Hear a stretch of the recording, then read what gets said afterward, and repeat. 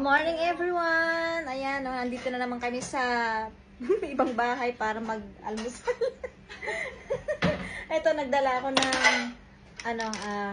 ayan, adobong itlog na may manok.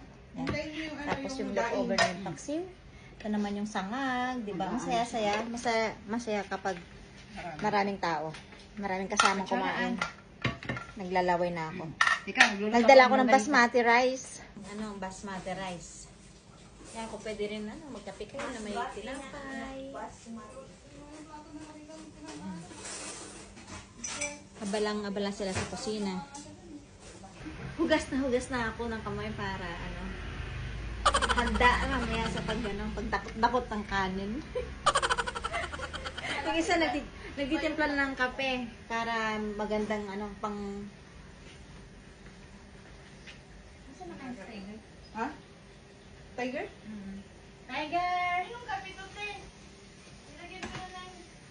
Ay, palang niluluto. Yung ganisa tapos yung dried fish na galing sa probinsya. Ay, wow! Ay, wow! Ang sarap naman nito. Ano itong kopyang munggo ito? Ano gusto mo? Yung flavor? Baboy ito. Ayan, ito baboy. Hindi yan masarap. Malamig yan. Malami yung? Malami. Masarap. Malami, oo.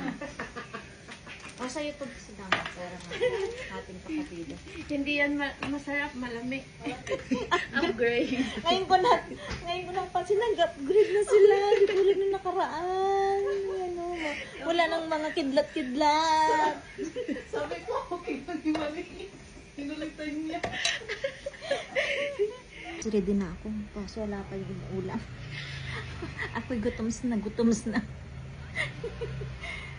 Ang sarap na. Ito yung ginisa kong alamang na dinala ko dito. Galing yan sa Pampanga. Pero ito binili ko to sa Pangasinan. Ano po? Sayang. Wala ka na kasing time, no?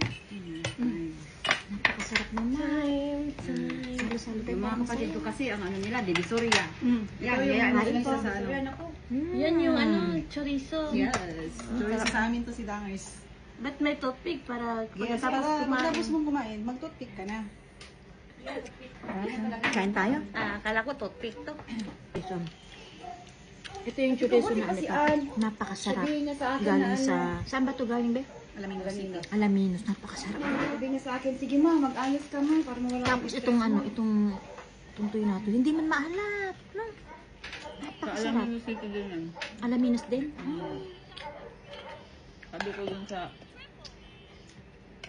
Sarap. kapatid niyang busog. Close ko kasi yun. Padala mo ko ng